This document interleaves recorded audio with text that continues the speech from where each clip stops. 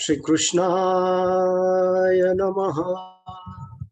श्री गोपीजन वल्लभाय नमः। श्रीमदाचार्य चरण कमलेभ्यो नमः। श्री गुसाई जी परम दयालवे नमः। श्री गुरुवे नमः। श्री द्वारिकाधीश की जय। श्री लाल प्यारे की जय। श्री बाल कृष्ण लाल प्यारे की जय। श्री विठलनाथ प्यारे की जय। श्री गोवर्धननाथ प्यारे की जय। श्री गिरिराज धरण की जय। श्याम सुंदर श्री यमुने महारानी की जय। श्री वल्लभाधीश की जय। श्री गुसाई जी परम दयाल की जय। श्री पुरुषोत्तम लाल प्यारे की जय। श्री व्रजजीवन लाल प्यारे की जय। श्री द्वारकेश लाल प्यारे की जय। श्री पुरुषोत्तम लाल प्यारे की जय। श्री अनुग्रह लाल प्यारे की जय। अपने अपने श्री गुरुदेव की जय। वैष्णवो, આજે આપણે વિવેક ધૈર્યાશ્રયના 11મા સત્રમાં પહોંચી રહ્યા છીએ. ઘણા વખત પછી આ સત્ર થઈ રહ્યું છે. આપ શ્રી હંમેશા આતુર હોય છે કે આપણને સત્સંગનો લાભ મળે, પરંતુ સમય અને સંજોગવશ આ થઈ નહોતું શક્યું. પરંતુ આપણા પર ખૂબ કૃપા કહેવાય કે અત્યારે આ મહામારીની જે બીજી લહેર ચાલી રહી છે અને આપ આ સમયે પણ આપણને આપણી શુદ્ધિ લેતા ભૂલતા નથી અને આ બીજી લહેરમાં આપના કૃપારૂપી લહેર આપણી પર ફરી એકવાર વરસી રહી છે. તો વિશેષતા ના કહેતા હું શ્રી અનુગ્રહલાલજી મહોદયશ્રીને ચરણોમાં વિનંતી કરું કે આપના વચનામૃતથી આપણને કૃતાર્થ કરે.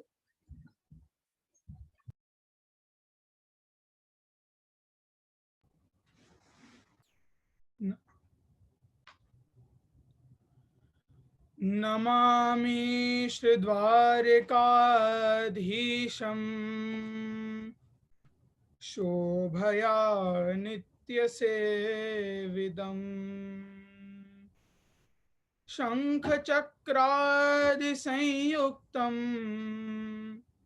घनश्यामं चतुर्भुजम् प्रभुर्नन्दकुमारो मे स्वामिनी वृषभानुजा कृतार्थोऽहं कृतार्थोऽहं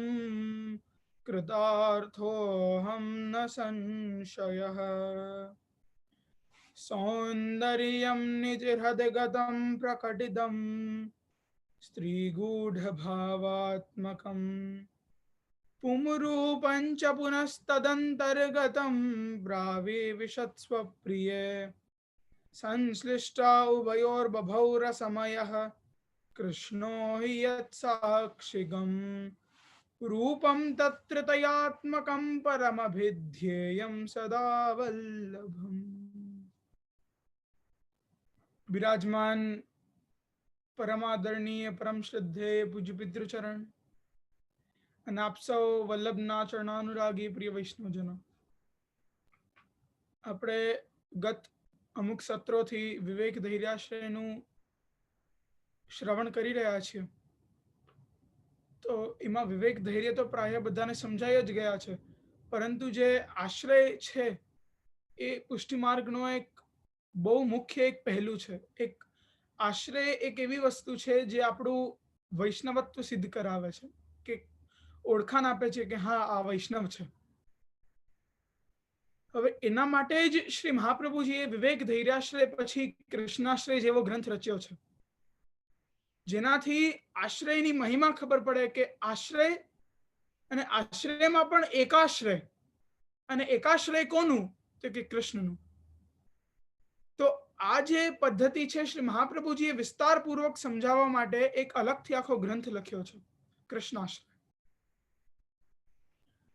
કૃષ્ણાશ્રય એ ખૂબ અદ્ભુત ગ્રંથ છે અને એને સમજવા માટે તો સાક્ષાત શ્રી વલ્લભની કૃપા હોય તો જ આપણી લાયકાત છે એમને સમજી શકીએ, પરંતુ સામાન્ય જીવની તો કોઈ એવી લાયકાત નથી કે કૃષ્ણાશ્રય જેવા મહાન ગ્રંથને સમજી શકે.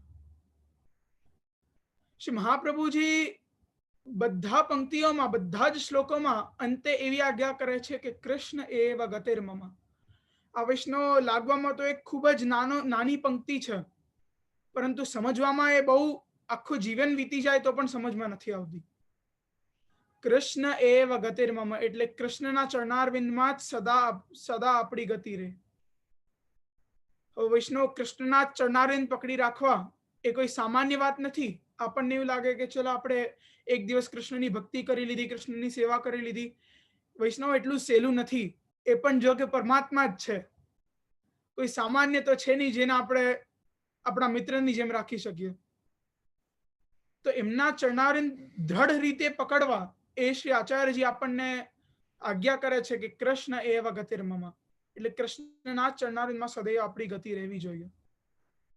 હવે આશ્રયનો એક મુખ્ય જે સ્તંભ છે, આશ્રય અંતર્ગત પણ ઘણા બધા એવા ભાગો છે. મુખ્ય ભાગ છે વિશ્વાસ. જ્યાર સુધી પ્રભુના ચરણારવિંદોમાં આપણો વિશ્વાસ નહીં હોય ત્યાર સુધી આપણો આશ્રય સિદ્ધ નહીં થાય. હવે જેમ વિવેક ધૈર્યાશ્રયમાં જ શ્રી આચાર્યચરણ આજ્ઞા કરે છે કે અવિશ્વાસો ન કર્તવ્ય સર્વથા બાધકસ્તુ સહ બ્રહ્માસ્ત્ર ચાતકૌ ભાવ્યૌ પ્રાપ્તમ સેવયતિ નિર્મમઃ. એટલે એટલે શું કે અવિશ્વાસો ન કર્તવ્ય સર્વથા બાધકસ્તુ સહ એટલે અવિશ્વાસ જે છે એ સદૈવ બાધા કરે છે. જેવી રીતે બ્રહ્માસ્ત્ર ચાતકૌ ભાવ્યૌ પ્રાપ્તમ સેવયતિ એટલે જેવી રીતે મેઘનાદ ને બ્રહ્માસ્ત્ર ઉપર અવિશ્વાસ આવી ગયો હતો તો એ જ સમયે હનુમાનજીએ બ્રહ્માસ્ત્રને તોડી દીધો હતો. તો એ કેવલ એક ક્ષણના અવિશ્વાસ માટે એટલું મોટું મંત્ર પણ વિફળ થઈ શકે છે. તો વૈષ્ણવ આપણો અવિશ્વાસ તો ક્યાં.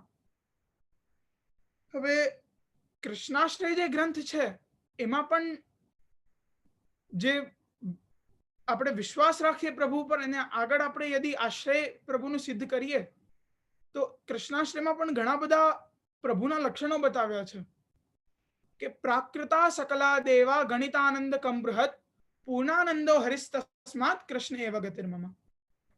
એટલે શું કે બધા જે દેવતાઓ છે બધા ગણિતાનંદ છે અને શ્રી કૃષ્ણ છે એ પૂર્ણાનંદ છે, પરાત્પર પરબ્રહ્મ છે.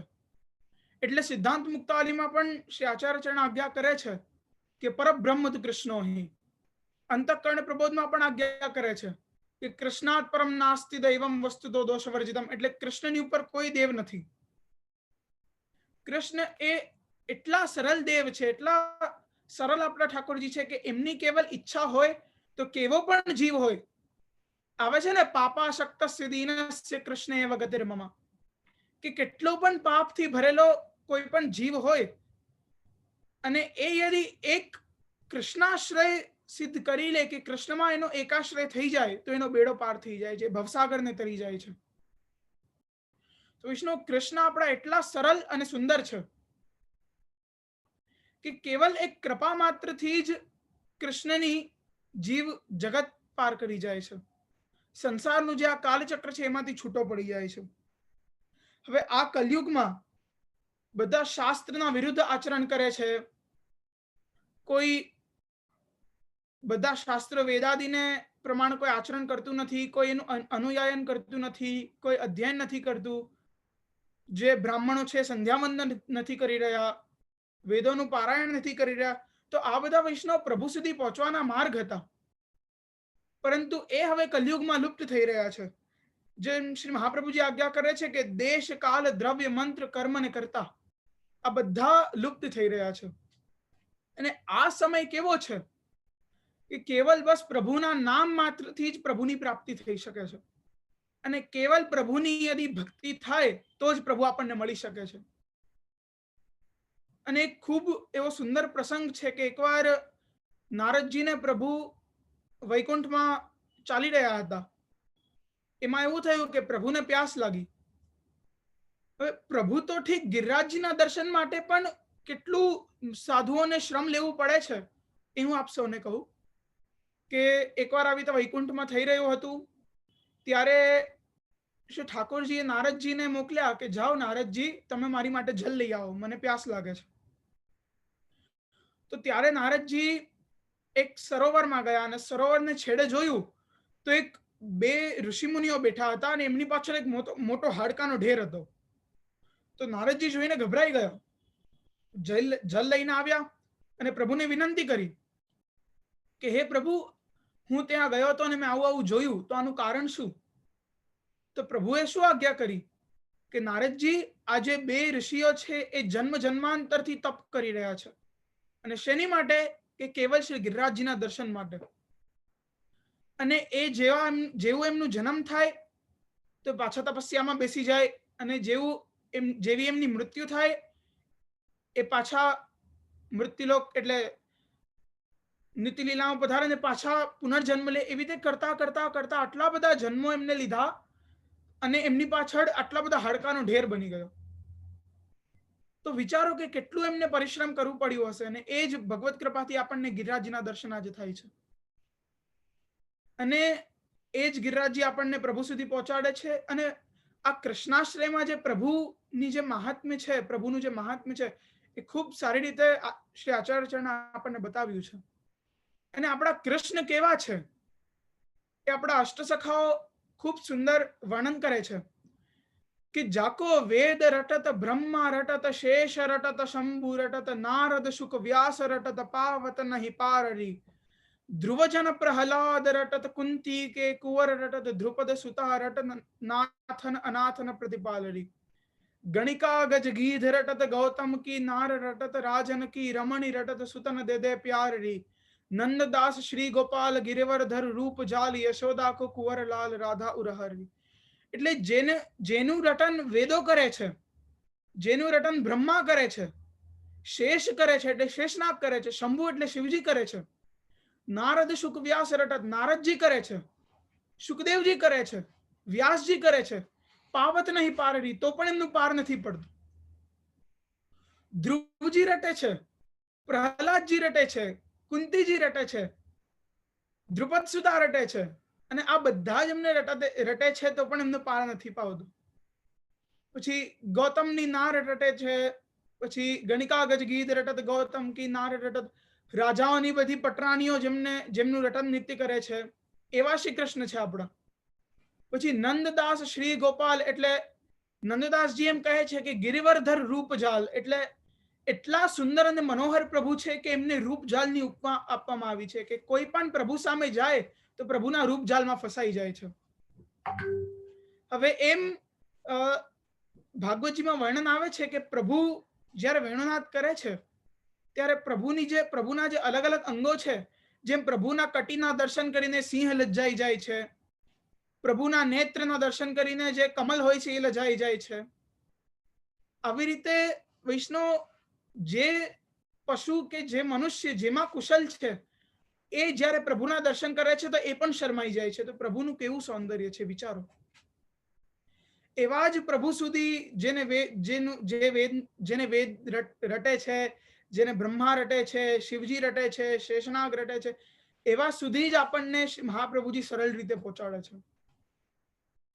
આટલો પરિશ્રમ જ્યારે કરીએ, યદી શ્રી મહાપ્રભુજીએ આપણી ઉપર કૃપા ન કરી હોત તો આ બધું આપણને ખૂબ પરિશ્રમ કરવો પડત, ખૂબ કઠિનાઈથી જવું પડત, ત્યારે આપણને પ્રભુની પ્રાપ્તિ થાત.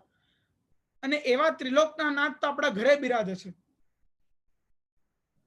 તો આપણો કેટલો ભાગ્ય છે વિચારો કે શ્રી આચાર્યચરણની કૃપાથી આવું સંભવ થઈ રહ્યું છે.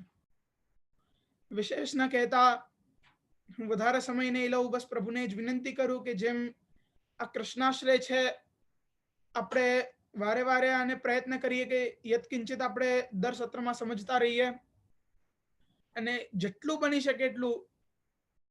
ગુજરાતીમાં કહેવત છે કે ફૂલ નહીં તો ફૂલની પાખડી આપણે આપણા જીવનમાં તો ઉતારીએ.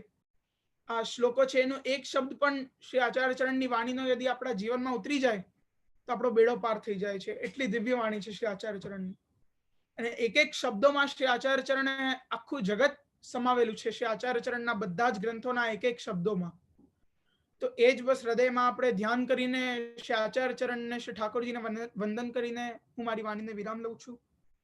હવે હું પૂજ્ય નાયનાને વિનંતી કરીશ કે આપ શ્રી અહીંયા પધારીને આપ સૌને પોતાના વચનામૃત દ્વારા કૃતાર્થ કરશો. શ્રી વલ્લભાધીશ કી જય.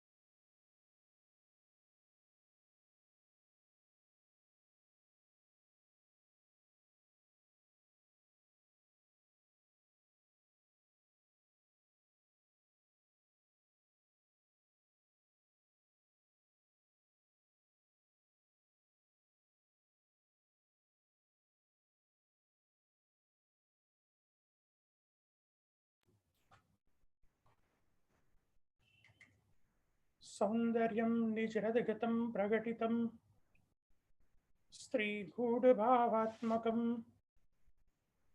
पुंरूपं च पुनस्तदन्तर्गतं प्राविविशत्सप्रिये संश्लिष्टा उभयोर्भवो रसमय कृष्णो हि यत्साक्षिकं रूपं तत्तृतीयात्मकं परमभिधेयं सदा वल्लभम् अज्ञानतिमिरान्धस्य ज्ञानाञ्जनशलाकया चक्षुरुन्मिलितं येन तस्मै श्रीगुरुवे नमः। श्री द्वारिकाधीश की, श्रीलाल प्यारे की, श्याम सुंदर श्री यमुने महारानी की जय, श्री वल्लभाधीश की। वैष्णवो,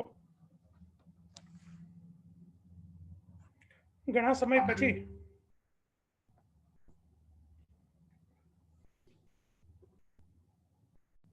પુનઃ સત્રનો જ્યારે પ્રારંભ થઈ રહ્યો છે ત્યારે આપણો જે વિવેક દેરાશય ગ્રંથ છે તે આપણે 9 પ્રકારના વિવેક સમજી અને પછી ધૈર્યને હજી આપણે સમજવાનો પ્રયત્ન કરતા હતા. ત્યાં પાછું થોડો સમય આપણે આ સત્રને સ્થગિત રાખ્યું, પણ પાછો હવે જ્યારે આપણી પાસે સમય છે, લોકડાઉન નો સમય ચાલુ થઈ રહ્યો છે, ત્યારે આપણી પાસે પૂરતો સમય છે તો આપણે પ્રયત્ન કરશું કે આ સમયમાં આપણે ધૈર્યને સમજીએ. કારણ કે અત્યારની જે પરિસ્થિતિઓ છે, મનુષ્ય ખૂબ જ પેનિક થઈ રહ્યા છે. રોજ અવારનવાર એવા સમાચાર આવી રહ્યા છે કે મનને શાંત કરવું તો કેમ કરવું? કારણ કે મનને જે મનની ઉપમા આપણે ત્યાં શાસ્ત્રોએ આપી છે, સૌથી ગતિવાન તો શું છે તો કે મન છે. એક ક્ષણમાં અહીંયા હોય તો બીજી ક્ષણમાં અમેરિકા પહોંચી જાય છે, એટલી એની ગતિ છે મનની. અને એટલા માટે જ એને શાંત રાખવું ખૂબ જ જરૂરી છે. અને શાંત ક્યારે રહે કે જ્યારે આપણો દ્રઢ આશ્રય ધૈર્યતાપૂર્વક ભગવત ચરણોમાં રહે તો મન આપણું શાંત રહે. અને એટલા માટે જ આ વિવેક દેરાશય ગ્રંથ શ્રી મહાપ્રભુજી આપણને બતાવ્યો છે. છેલ્લા 10 સત્રમાં આપણે વિવેક દ્વારા શ્રી આચાર્ય ચરણ આપણને શું સમજાવે છે તે આપણે યત્કિંચિત સમજવાનો પ્રયત્ન કર્યો. પાંચમા શ્લોકમાં શ્રી આચાર્ય ચરણ આજ્ઞા કરે છે કે વિવેકોયમ સમાખ્યાતો ધૈર્યમ તુ વિનિરૂપ્યતે.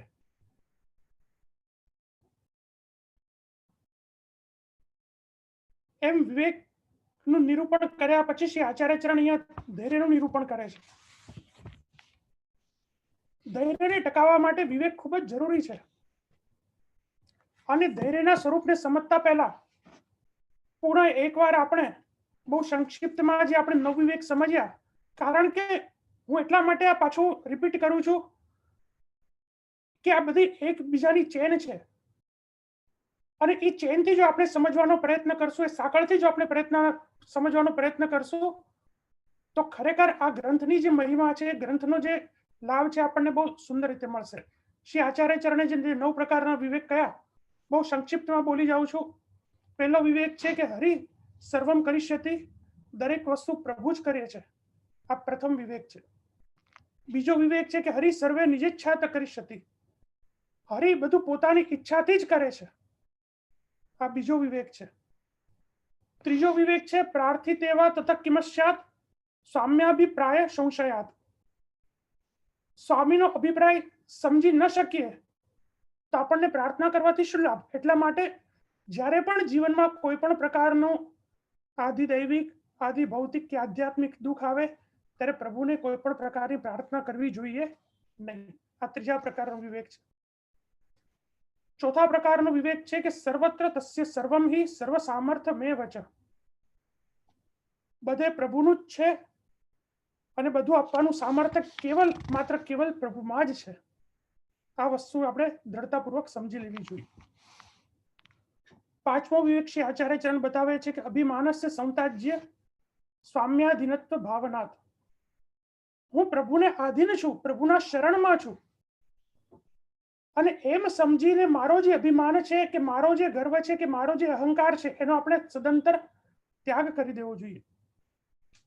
છઠ્ઠો વિવેક શ્રી આચાર્ય ચરણ સમજાવે છે કે વિશેષેત આજ્ઞા સ્યાન કરણ ગોચર, વિશેષ કારણ માટે કોઈ જો પ્રભુની આજ્ઞા થાય, સ્વયં પ્રભુ પ્રગટ થઈને જો આપણને આજ્ઞા કરે ત્યારે આપણા શરીરના વિષયોથી ભિન્ન હોય તેનું જ વિશેષ રૂપે આપણે પાલન કરવું જોઈએ, અન્યથા મનમાં કોઈ પ્રકારનો વિચાર કરવો જોઈએ નહીં.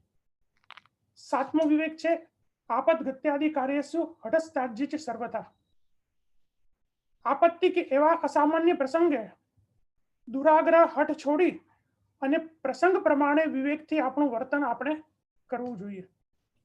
આઠમો વિવેક છે અનાગ્રહસ્ય સર્વત્ર, ભગવદ સેવા સિવાયના ઘરના અને ઘરની બહારના વૈદિક લૌકિક બધા જ કાર્યોની કરવા માટે દુરાગ્રહ આપણે ક્યારે પણ રાખવો જોઈએ નહીં. અને નવમો વિવેક છે ધર્માગ્ર દર્શનમ, આપણે જે કંઈ કરી રહ્યા છીએ તેના પરિણામ સ્વરૂપ ધર્મ અને અધર્મનો વિવેક કરીને પછી આપણે આપણું આચરણ કરવું જોઈએ.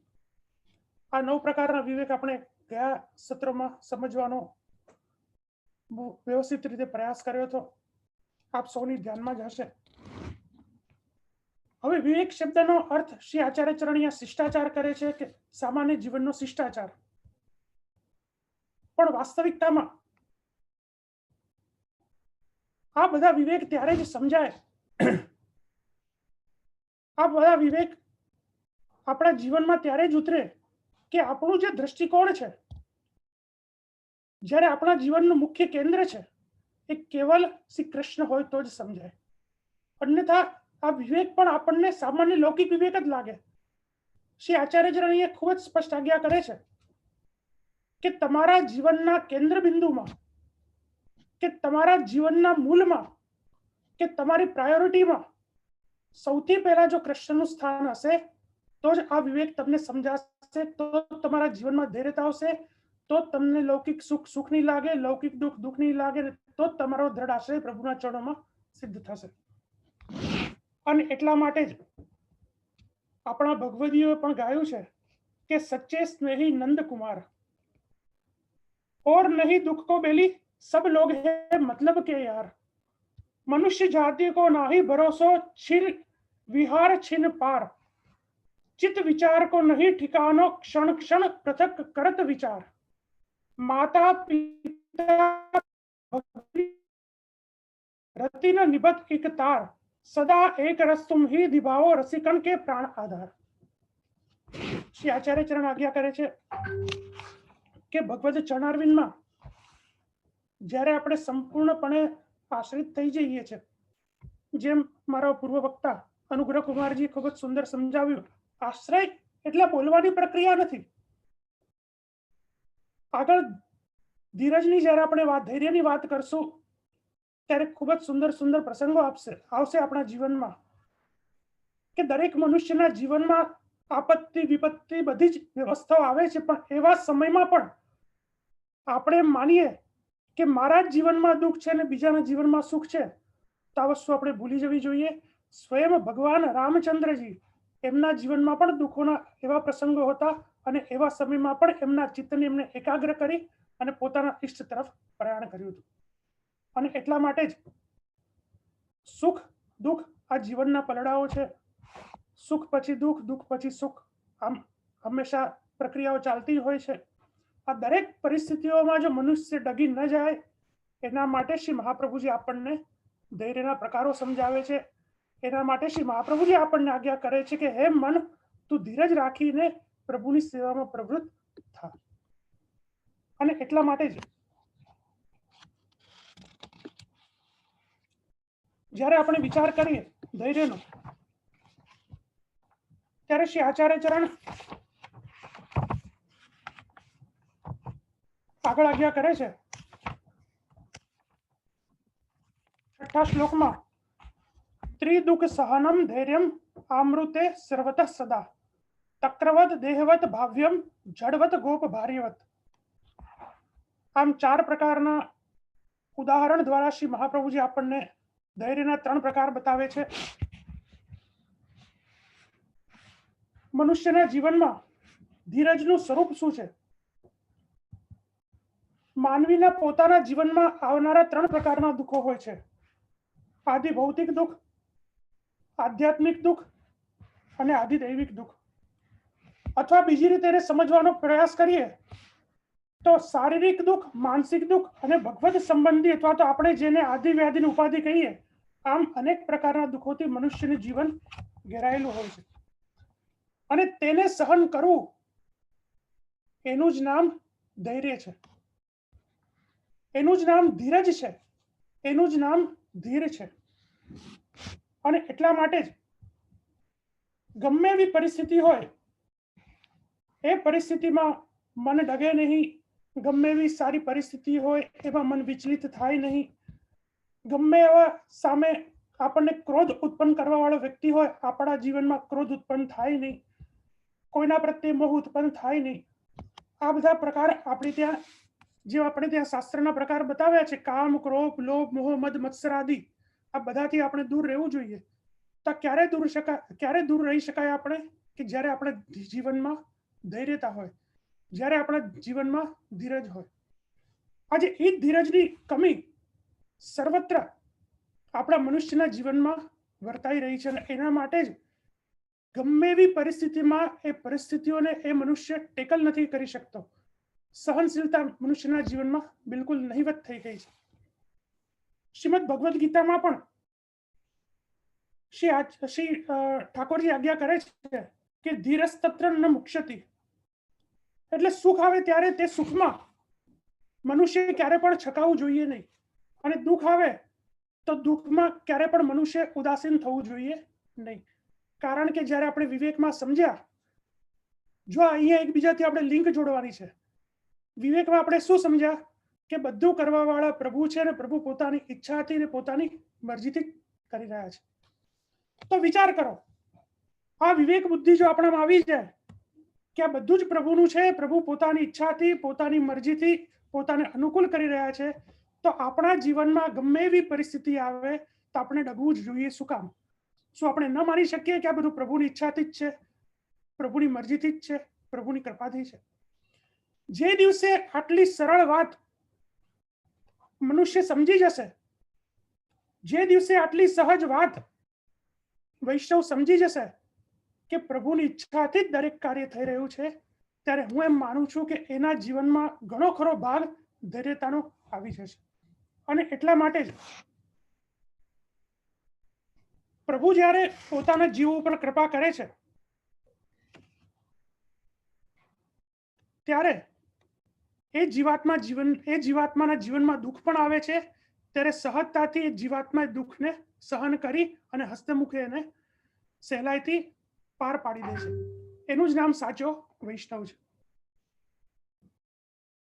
આપણે રામચંદ્રજીનો પ્રસંગ લઈએ તો રામચંદ્રજીને જ્યારે સમાચાર મળ્યા કે રાજા દશરથ તો આપનો રાજ્યાભિષેક કરવાના છે, આ મુહૂર્ત છે રાજ્યાભિષેકનું, આવતીકાલનો દિવસ છે અને આવતીકાલે આ સમયે આપનો રાજ્યાભિષેક કરવાના છે, ત્યારે રાજ્યાભિષેક થવાનો છે એ સાંભળી હવે વિચાર કરો કે આપણે હોઈએ તો આપણે કેવા ફૂલી જઈએ, આપણું વજન કેટલું ફૂલી જાય, 5 કિલોમાંથી 10 કિલો થઈ જાય એવા આપણે ફૂલી જઈએ. એમ કહેવાય ને કે મારી છાતી ચોડી થઈ ગઈ એવા આપણે ફૂલી જઈએ. પણ રામનો અહીંયા રાજ્યાભિષેક થવાનો છે સમાચાર મળતા જ રામચંદ્રજી ઉછળીને પડ્યા નથી કે એમને કોઈ પણ પ્રકારનો આનંદ પણ થયો નથી. શું કામ? કારણ કે એને ખબર છે કે આજ સુખ જે મને મળી રહ્યું છે કાલે દુઃખનું પણ કારણ બની શકે છે. અને એટલા માટે જ જ્યારે રામચંદ્રજી રાજ્યાભિષેકના સમાચાર મળ્યા તે પ્રસન્ન થયા નથી, ઉલટું એમને ગમ્યું નથી. શું કામ? એમને મનમાં એમ થયું કે અમે 4 ભાઈઓ છે, નાનપણથી સાથે મોટા થયા છે, તો મારો એકલાનો રાજ્યાભિષેક શું કામ? મારા 3 ભાઈઓની સાથે મારા 4નો રાજ્યાભિષેક થવો જોઈએ. રામચંદ્રજીના મનમાં આ વાત ચાલી છે. અને પાછું ઉલટું જુઓ, જે સમયે રામનો રાજ્યાભિષેક થવાનો હતો તે જ મુહૂર્તમાં, મુહૂર્ત પણ બદલાવાનું નથી, અહીંયા તો વશિષ્ઠ બાપજીએ મુહૂર્ત કાઢ્યું છે કે ભાઈ આ દિવસ રામના રાજ્યાભિષેક માટે ઉત્તમ છે, આ દિવસ ઉત્તમ છે, આપ આ દિવસે રામનો રાજ્યાભિષેક કરશો તો રામચંદ્રજી ચક્રવર્તી બનશે. આવું મુહૂર્ત વશિષ્ઠ બાપજીએ કાઢ્યું છે. પણ શું થયું કે જે સમયે રામનો રાજ્યાભિષેક થવાનો હતો તે જ સમયે માતા કૈકેયી અને મંથરા ત્યાં આવી ગયા અને દશરથને કીધું કે આપે મને જે 3 વચન આપવાના છે અને એ વચન આપ પૂરા કરો, રામને વનવાસ થાય અને મારા ભરતને રાજ્ય મળે. એ જ સમય હતો, એ જ મુહૂર્ત હતું. રામચંદ્રજીને જ્યારે આ વાતની ખબર પડી તો મનમાં કોઈ પણ પ્રકારનો ક્લેશ થયો નથી.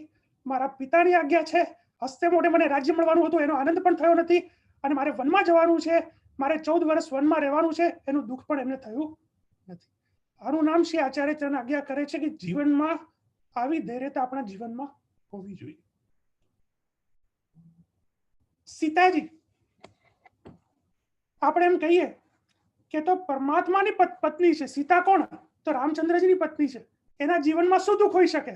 એને તો મિથિલા જેવા પિયરમાં મિથિલા જેવું રાજ્ય, અયોધ્યામાં સાસરે આવ્યા પછી રામ જેવું રાજા, અયોધ્યા જેવું રાજ્ય, એમને શું દુઃખ હોઈ શકે?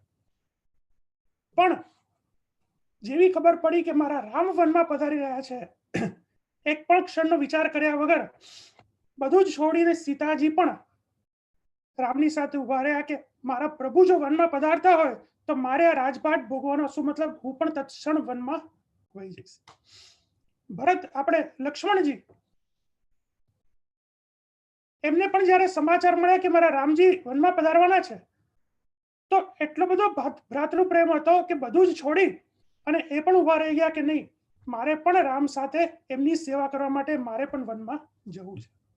અને હસ્તે મોઢે વૈષ્ણવ અહીંયા આ વાતનું ધ્યાન રાખજો કે રામને જ્યારે એમ ખબર પડી કે વનમાં જવું છે તો રામના મોઢા પર જરા પણ ક્લેશ ઉત્પન્ન નથી થયો. હસ્તે મોઢે એમને સ્વીકાર કર્યો છે કે નહીં, મારા પિતાની ઈચ્છા છે કે મારે વનમાં જવું જોઈએ તો મારે અવશ્ય વનમાં જવું જોઈએ. હવે આટલી ધીરજ આપણામાં છે? વિચાર કરો. આપણે સ્વાભાવિક છે, આપણું મન ના જ પાડશે કે નહીં આટલી ધીરજ હું મારામાં ક્યાંથી લાવું? પણ શ્રી આચાર્ય ચરણ આજ્ઞા કરે છે કે તમે શ્રી વલ્લભના સેવક છો, શ્રી વલ્લભનો તમે હાથ પકડ્યો છે, શ્રી ઠાકોરજીના શરણમાં જ્યારે તમારો અંગીકાર કરાવ્યો છે ત્યારે કોઈ પણ સુખ ન લાગવું જોઈએ, સુખમાં છકાવું ન. હું પાછું વારંવાર કહું છું કે સુખમાં છકાવું ન જોઈએ અને દુઃખમાં ક્યારે પણ દુઃખી થવું જોઈએ નહીં. આવી ધીરજ તમારા જીવનમાં જે દિવસે આવી જશે તે દિવસે આખું વાતાવરણ તમારું અલૌકિક, દિવ્ય અને પ્રભુમય બની જશે. આજે આપણને પેલાનું દુઃખ છે, ફલાણાનું દુઃખ છે, આ વ્યક્તિ નથી તો એનું દુઃખ છે, મારા ઘરમાં ક્લેશ છે તો એનું દુઃખ છે, આ બધી જ વસ્તુનું દુઃખ લાગે છે, ને એટલા માટે જ આપણું જે મન છે તે ભગવત ચરણમાં સ્થિર રહેતું નથી. આજે ઘણા લોકો કહે છે કે ભાઈ અમારું ચિત્ત પ્રભુની સેવામાં લાગતું નથી, કે અમારું મન પ્રભુની સેવામાં રહેતું નથી. તો કારણ શું? એના ઊંડાણમાં જઈએ. કારણ આ જ છે કે આપણે આ બધી બાહ્ય વ્યવસ્થાઓથી એટલા બંધાયેલા છીએ કે સુખમાં આપણે છકાઈ જઈએ છીએ, અને દુઃખમાં બધું વિપરીત આપણને જોવા લાગે છે. એટલા માટે જ જ્યારે શ્રી આચાર્ય ચરણ આજ્ઞા કરે કે જીવનમાં સુખ હોય દુઃખ હોય ગમે પરિસ્થિતિમાં ભગવદ ચરણારવિંદનો દ્રઢ આશ્રય કરી અને પછી જ આપણે આપણા જીવનનો વ્યવહાર કરવો જોઈએ. દુઃખના 3 પ્રકાર કયા છે? આદિ ભૌતિક દુઃખ, આદિ દૈવિક દુઃખ અને આધ્યાત્મિક દુઃખ. આપણા જે શરીરથી સંબંધિત છે, બહારના જે દુઃખો છે તે આદિ ભૌતિક દુઃખો કહેવાય, કે આ બધા આપણા આદિ ભૌતિક, શરીરમાં કોઈ પીડા ઉપડે, બીમારી આવે, આ બધા આપણા આદિ ભૌતિક દુઃખો છે. કોઈ પણ પ્રકારનો રોગ થાય, જીવનમાં વૃદ્ધાવસ્થા આવે, શરીર ન ચાલુ, આ બધા આદિ ભૌતિક દુઃખો છે. ઇન્દ્રિયો કામ ન કરે, આંખ જોવાનું ઓછું કરી દે, કાનથી સંભળાય નહીં, હાથ પગ ધ્રુજવા લાગે, આ બધા આદિ ભૌતિક દુઃખ છે.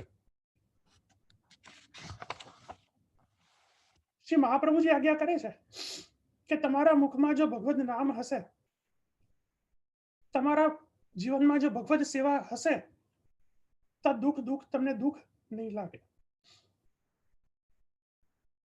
કારણ કે આપણું મન છે તે સતત પ્રભુની સેવામાં પરોવાયેલું હશે.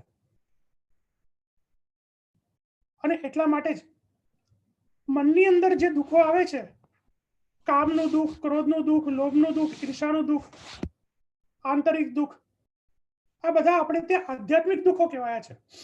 શરીર સંબંધિત જે વ્યવસ્થા, જે દુઃખો પડે છે તે આદિ ભૌતિક દુઃખો છે. લોભનું દુઃખ, ઈર્ષાનું દુઃખ, કોઈને જોવાથી ઈર્ષા ઉત્પન્ન થાય, લોભ મનમાં ઉત્પન્ન થઈ જવો, આ બધા આપણા આંતરિક દુઃખો છે, ને તે બધા આધ્યાત્મિક દુઃખો છે. શ્રી મહાપ્રભુજી આજ્ઞા કરે છે કે તમારું ચિત્ત જો ભગવદ સેવામાં હશે, મુખમાં પ્રભુનું સ્મરણ હશે, તમારો આશ્રય જો ભગવદ ચરણારવિંદમાં સ્થિર હશે, તો આ આધ્યાત્મિક દુઃખો પણ તમને દુઃખ લાગશે નહીં. એ હકીકત છે. શ્રી આચાર્ય ચરણે આપણને બહુ સ્પષ્ટ આજ્ઞા કરી છે અહીંયા કે અભિમાનને ત્યજી અને કેવલ પ્રાર્થપર શ્રી કૃષ્ણનો જ્યારે આપણે આશ્રય કરીએ, જેમ મારા પૂર્વવક્તા અનુગ્રહ કુમારજીએ ખૂબ જ સુંદર કહ્યું કે દેશ, કાલ, કર્મ, પરિસ્થિતિ ઇત્યાદિ બધું જ અહીંયા અત્યારના છે જ નહીં. અને એને જ્યારે આપણે પ્રાપ્ત કરવાનો પ્રયત્ન કરીએ છીએ તો આ બધી વેદાદિ શાસ્ત્રાદિ વ્યવસ્થામાં એટલા બધા અટવાઈ જઈએ છે કે આપણા જીવનનું જે લક્ષ્ય છે પ્રભુની પ્રાપ્તિ, તે કંઈ ને કંઈ ચૂકાઈ જાય છે. અને એટલા માટે જ એક સાચા વૈષ્ણવ તરીકે આપણે શું ધ્યાન રાખવું જોઈએ? કૃષ્ણ એવ ગતિર્મમ. આ બધી જ વ્યવસ્થાને ભૂલી, આ બધું જ જીવનમાં ગૌણ કરી અને ભગવદ ચરણારવિંદનો જે આશ્રય છે તે આપણો જ્યારે સિદ્ધ થાય ત્યારે જીવનમાં વિવેકથી, ધૈર્યથી આપણે પ્રભુના ચરણારવિંદ સુધી પહોંચી શકીએ છીએ. અને એટલા માટે જ વૈષ્ણવો આ જે ધૈર્યના આદિ દૈવિક, આદિ ભૌતિક ને આધ્યાત્મિક 3 પ્રકારના દુઃખોનું આપણે જે આજે સ્મરણ કર્યું, આજના સત્રને અહીંયા વિરામ આપી અને પાછું આવતા શનિવાર આપણે પાછું સત્ર લેશું. એમાં આ 3 પ્રકારના જે દુઃખો મનુષ્યના જીવનમાં કેમ આવે છે અને શ્રી આચાર્ય ચરણ કેમ સહેલાઈથી એમાંથી આપણે નીકળવું જોઈએ, એમ જે આજ્ઞા કરે છે એને આપણે યથાર્થ રૂપે સમજવાનો પ્રયત્ન કરશું. પણ એક વસ્તુ આપણે ધ્યાનમાં રાખીએ વૈષ્ણવો, કે વિવેક અને ધૈર્ય આ બંને જો આપણા જીવનમાં હશે તો આશ્રયથી આપણે આને પાળ બાંધીને પ્રભુના ચરણારવિંદ સુધી પહોંચી શકશું. એટલા માટે જ આદિ ભૌતિક, આદિ દૈવિક અને આધ્યાત્મિક આ 3 પ્રકારના દુઃખોને સહન કરવાની ક્ષમતા શ્રી આચાર્ય ચરણની કૃપાથી, શ્રી ઠાકોરજીની કૃપાથી આપણામાં આવે. બસ પ્રભુના ચરણમાં એ જ વિનંતી કરી અને મારી વાણીને અહીંયા હું વિરામ આપું છું. શ્રી વલ્લભાધીશ કી, શ્યામ સુંદર શ્રી અમને મહારાણી કી, શ્રી ગોવર્ધન નાથ કી. ચિરંજીવ હરિગ્રહ કુમારજીને હું કહીશ કે અહીંયા પધારે અને આશ્રયના પદગાન દ્વારા આપણે આ સત્રને આજે વિરામ આપી અને પુનઃ આવતા શનિવારે 9:30 વાગે પાછા ઝૂમ મિટિંગના માધ્યમથી આપણે મળીએ અને આપણા જીવનમાં કેટલી ધૈર્યતા રામચંદ્રજીના ઉદાહરણ દ્વારા આપણે સમજવાનો પ્રયત્ન કર્યો, પણ હજી આપણા અષ્ટ સખાઓ આપણા 84-252 વૈષ્ણવો એમના જીવનમાં પણ કેટલી ધૈર્યતા હતી એમના ઉદાહરણો દ્વારા પણ આપણે સમજવાનો યથાર્થ પ્રયત્ન કરશું.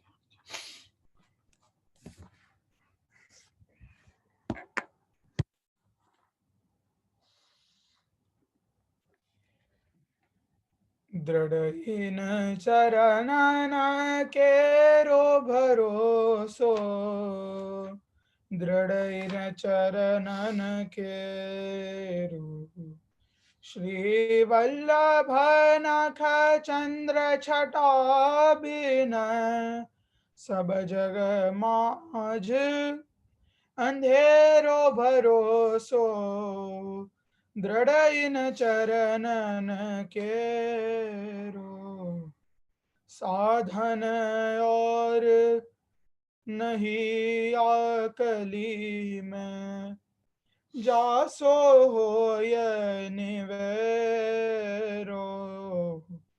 सूर कहा कहे द्विविध आंधरो, बिना मोल को चेरो भरोसो, दृढ़ इन चरणन केरो, दृढ़ इन चरणन केरो भरोसो, दृढ़ इन चरणन केरो।